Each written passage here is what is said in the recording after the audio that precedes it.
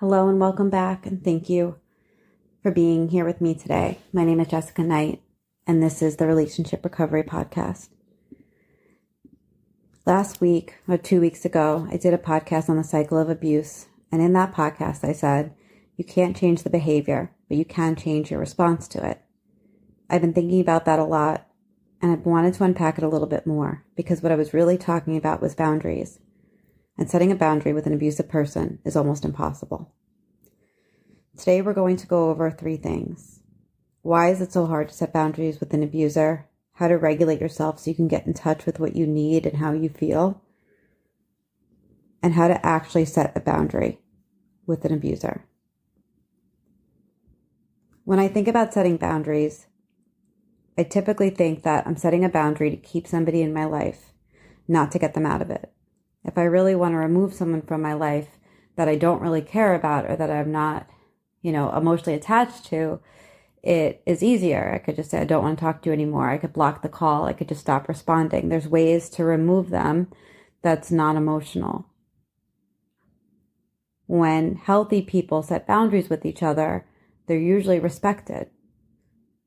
Most recently, I was asked by a friend to not talk about my new relationship. He said, everybody in my life is in a new relationship and mine is ending.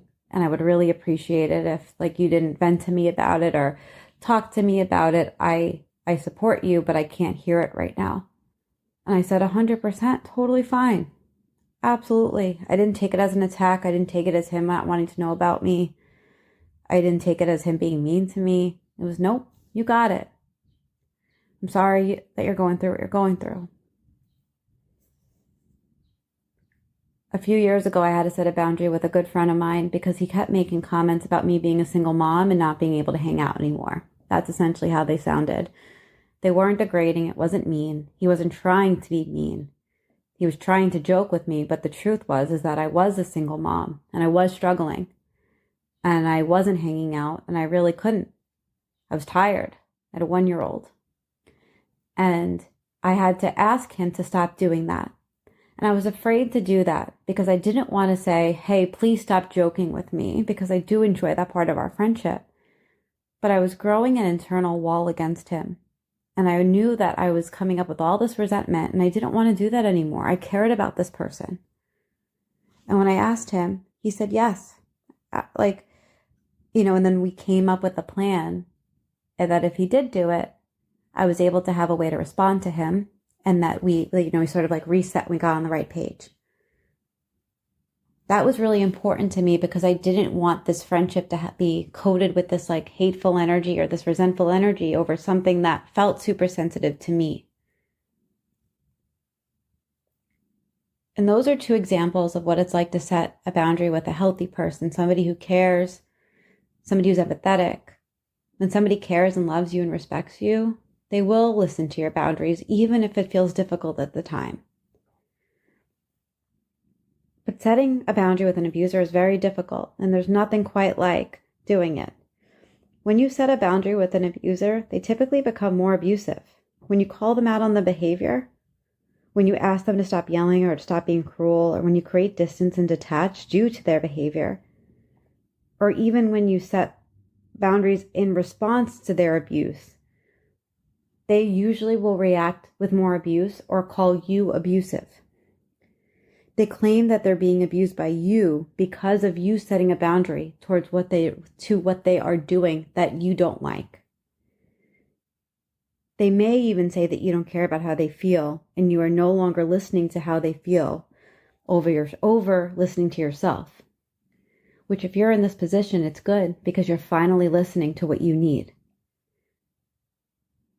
They might even claim that they're the victim because you aren't being quote unquote nice anymore, which also means you're not putting up with their shit and without any consequence to it. You're not being yelled at and then apologizing that you got them mad. But your response to the abuse is not abusive. This is you protecting yourself, which is essentially because abusers don't respect boundaries. There's usually no combination of words and technique that you can use to make an abusive person respect your boundaries. This is actually part of what being an abuser means. When you do, you're asking how you can change an abusive person into a non-abuser, which has been the theme of almost every podcast so far. The abusive person believes that they're right. They think they are right and you are wrong. They don't see that the way that they think is problematic. They see it as fact, and their feelings are facts. They're unable to take accountability because even when they do, their accountability is typically bookended with other abuse.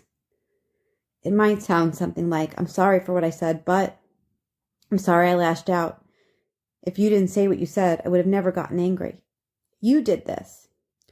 You walking away is giving me the silent treatment. An abusive person is just not going to magically start respecting your feelings without actual work on themselves. If you think about it, people who abuse others don't want to hear that they are at fault. They make you believe that it's your fault too, that they hurt you, or that you're being oversensitive or too critical. And either way it falls, the abuser wants to treat you exactly how they want to treat you, and they don't want to be challenged. And so when you set a boundary in an abusive relationship, you typically say what you need. Like, please don't yell at me. Please don't raise your voice. Please don't tell me what I think and feel. But you are likely going to be blamed for not allowing them to express themselves. And so if you are setting a boundary with somebody, if you're in a romantic relationship and you're saying, I need you not to yell at me. I need you not to tell me what you feel. I'm going to walk away if you continue to throw something at me. And you're met with more anger, more violence. That's an abusive relationship. The abuser is masterful in creating an environment where it's not possible or even permissible to protest how you're being treated. You will be blamed for any painful feelings that you may have in response to their abuse, and then systematically, you become silenced because when you have been taught to be in a relationship that is abusive, and you've been taught that you can't express how you feel. And if you do, that there's a consequence. Maybe not in the moment, but eventually. You have been taught to not feel like it's safe to express yourself. You've been taught that there are consequences to having boundaries. So when you start trying to do this, any boundary you claim to have, and if they claim to respect it, it's momentary. It will not last. And there's a good chance it's going to be used against you in a future time. When I was in an emotionally abusive relationship, I tried to set a boundary about anger. I was on the phone with my partner at the time and he was yelling and I was pushing back when he was telling me how I felt about something. That I didn't feel that way. He was very aggressively telling me what I felt and I didn't feel it. I told him if he continued to tell me what I thought, I'd hang up. And he continued to yell. You can't tell me that you, and I said, I'm hanging up. Please don't finish the sentence. I asked you not to tell me what I think. He escalated, was yelling more, and I was struggling to hold my own boundary, knowing that if I hung up, I would feel like shit after.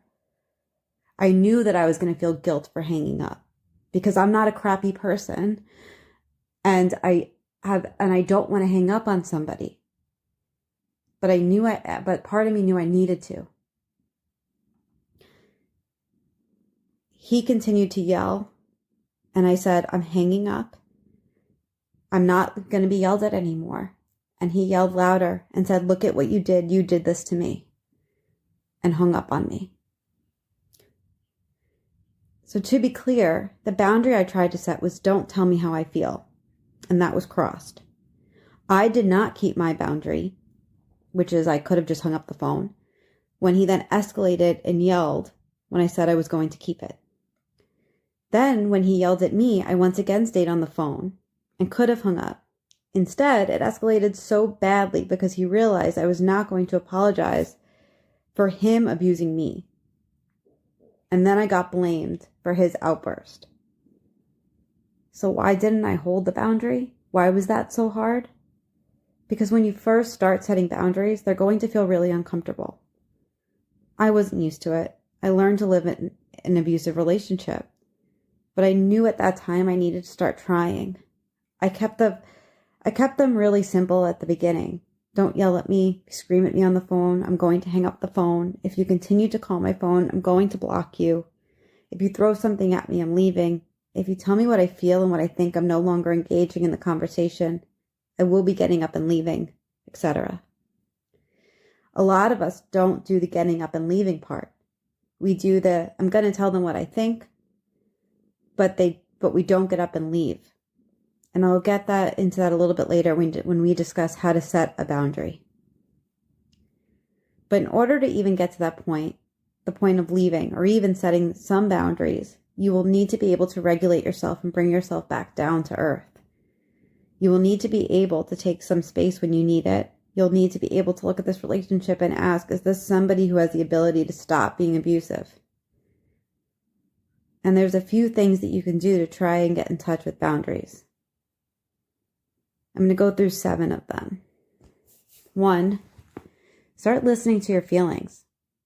Really start practicing checking in with your body. Are you scared, angry, disappointed, sad? Where in your body do you feel it? Can you allow it to be a feeling just for a moment? This is something I do with all my coaching clients. What are you feeling right now? Where? If you're in an abusive relationship, you probably lost the right to feel at one point. And so you can give that back to yourself. What do I feel right now? Without judgment.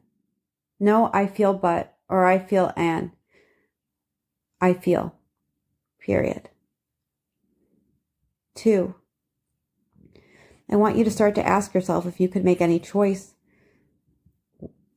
what would it be? If you were free to make any choice in the world right now, what would that be? Would it be to get up and leave? Would it be to pack up all your stuff and walk out? Would it be to write a letter of all the ways in which your partner's abusive? What would it be? Any choice. Would you go to China? Would you go to Japan? Would you go work out? What would it be? Without judgment. Sometimes just knowing what the choice is can feel empowering. You could be sitting in a conversation with somebody you don't want to be in and just for a moment say, if I felt more powerful, I would just get up and go. And you can almost imagine yourself in that moment leaving. And maybe knowing that that's what you want to get to. That's what you want to work towards. 3, watch what the abuser does to disempower you. The way I want you to think about this is almost like watching a movie. How do they hook you into feeling guilty? How do they hook you into feeling ashamed? How do they make it look like you're doing something wrong? How do they make it look like you're controlling? How are they actually controlling? Try and watch it when it's happening. What's happening right now? How are my words twisted? And just take note of it. 4, ask yourself how you can support yourself in the moment. What do you need right now? Do you need water? Do you need to go wash your face? A shower? Sometimes a mantra can help too. It might, you might want to say to yourself, it's okay to feel hurt. It's okay to feel angry. I hear you. I love you. Mine used to be, I'm sorry. I'm so sorry, Jess. I'm so sorry. 5, diminish the power of their words when they're being said to you. And this is something that will go on only in your head.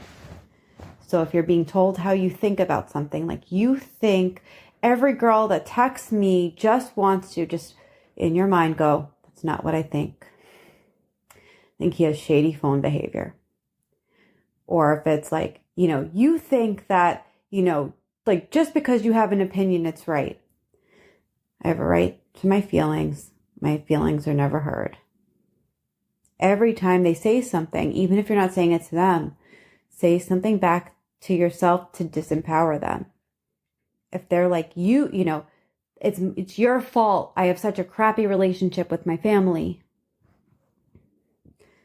He had a crappy relationship with his family before. You just say it back to yourself. It could even be as simple as, this is ridiculous. 6, practice working out what you think rather than allowing the story to be defined by the other person. This will allow you to have some space for your own opinion, your own perspective. In a past podcast, I talked about how to ungaslight yourself, like how to literally write it out. Something that you can do here is literally write out what actually happened. Or even talk out what happened. When I was healing through this, I used to voice record myself, and I would think about what the fuck just happened. Sometimes I would do it leaving their home, and I'd be like, what the hell just happened? And I would talk myself through it. I showed up. He was asleep. We had plans. I silently waited. He started to get angry. I felt like it was his own shame coming up for falling asleep when we had plans. Time continued. I was tired. He focused on the fact that I was tired and not on the fact that he wasn't getting ready to go do the plans. We never went to the plan. That was my fault because he didn't pray. He wasn't ready. It's like, walk through yourself through it. So that way you are getting right with your own reality and your version of what happened. And lastly, find ways to be around people who listen to you and understand you.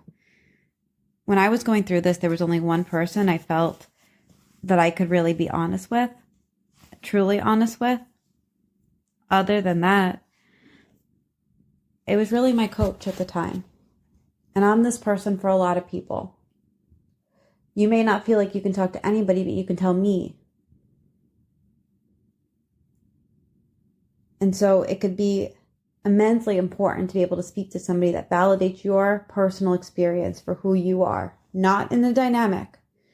And you will need someone who understands emotional abuse and understands narcissism, because if like couples therapy will just like rip you apart around like, how do we come together? Because that person most likely like performs very well in couples therapy, but you need somebody who understands the effects and what's happening to you so that you can start to recover from what's happening to you.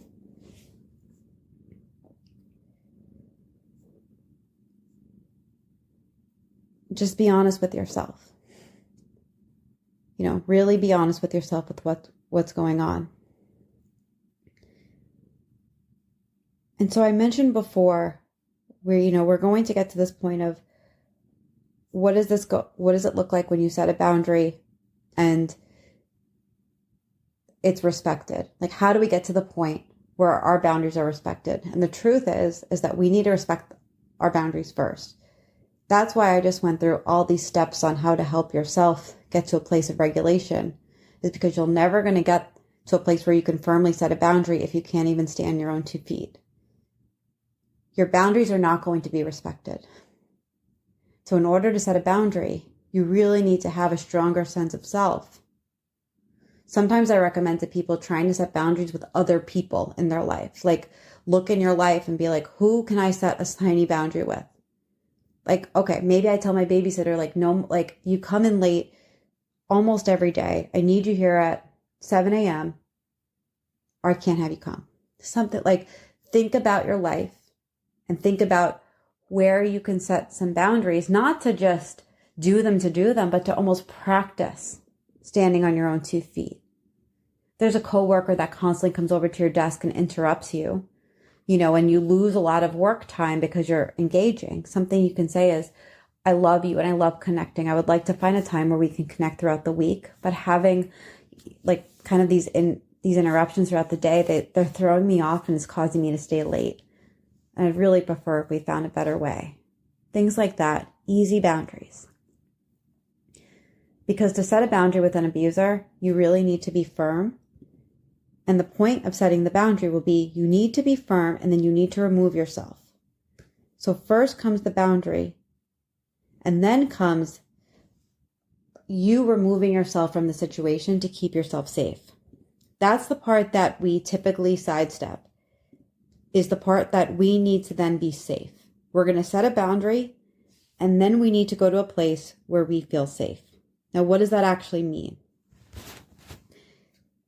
We need to operate from the perspective of the abusive person is not going to respect my boundary. So what can I do that's going to stop the harm? A lot of people get confused about this because therapists set up boundaries like you set a boundary, you state what you need, and you will or will not accept. And then when that boundary is crossed, you have to sort of like enforce that with yourself, right? It's not just about saying it and like leaving it there. There's an action part of this that has to take place. You need to remove yourself if you're going to have a boundary, whether that's blocking, hanging up, walking out of the room, leaving the house. You can't stay there because the minute that your boundaries look shaky, you're just opening the door for them to be walked all over.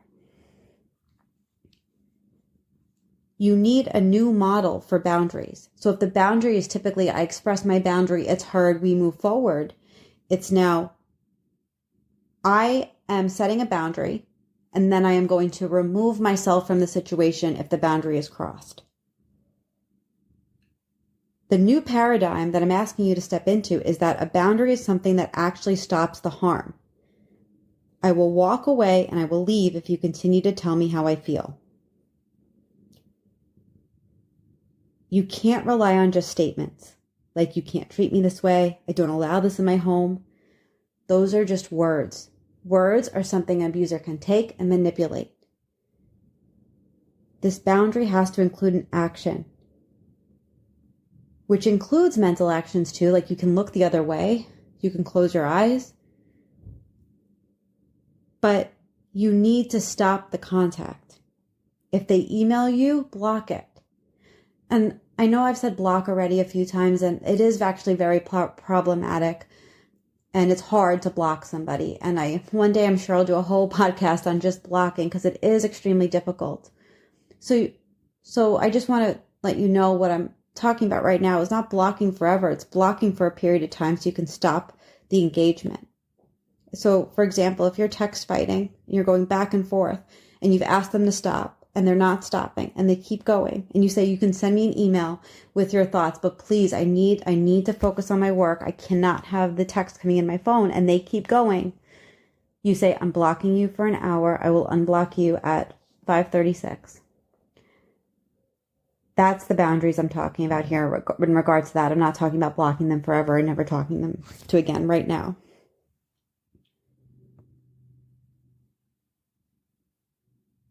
And so every time, for example, somebody says like, well, I'm going to rephrase that.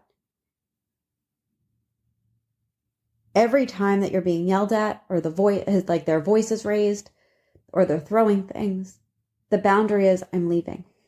That removes you from the situation. That keeps you safe. This is going to be very difficult. It's going to be very difficult for you to be able to set the boundary and then remove yourself. It is going to feel like you're cutting off your right arm, that you're like cutting off your arm and now walking out of the room with your arm in your hand after you just sawed it off and you're dripping blood. That's literally what this is going to feel like. That's why 1, I'm suggesting start small, and 2, start with what's manageable, but 3, take care of yourself after you set it. You might even want to tell a friend or a coach, this is what I'm going to try and do. I helped a client set a boundary yesterday. I said, if you start getting yelled at, you're going to have to say, I'm not interested in having this conversation right now. We're not speaking rationally. We should talk about this another time. And I said, if it keeps going, I think you have to leave. We can't just sit and let people push and push and push and push. Most likely you've already asked for what you need and it hasn't been respected. And so if it's hard for you to set some of these physical boundaries, leaving, blocking, hanging up, walking away, think about what you can do. Can you turn away? Can you leave the room? Can you stop engaging? What is possible? What is going to keep you safe? Because the goal of this is to bring us back to the second thing we talked about today. How do you regulate? How do we bring you back to a place where you can regulate and look at what's happening, come back to yourself, and then try and re-engage? A boundary will also show them that you're serious.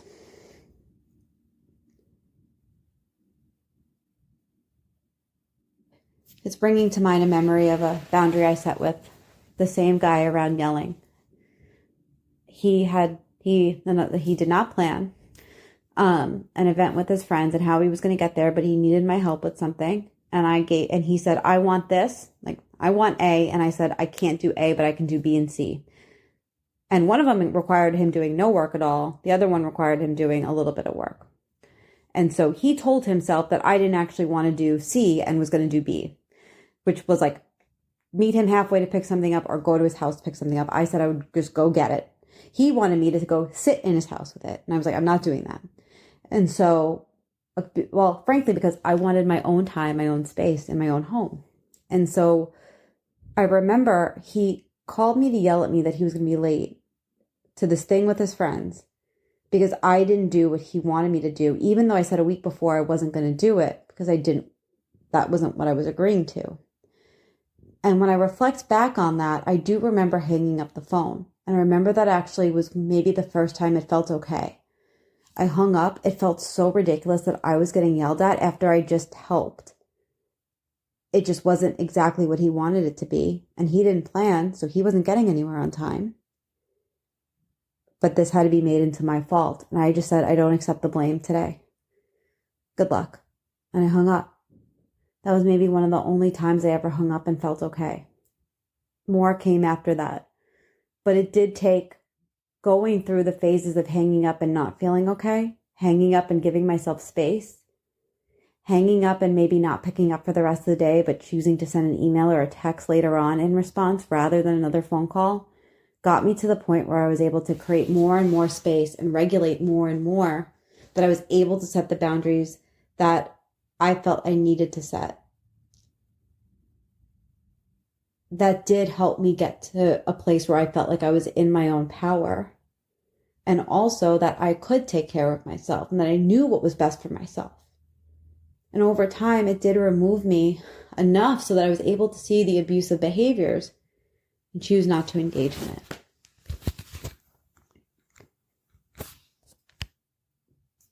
So I hope this was helpful today. And I know it was a lot.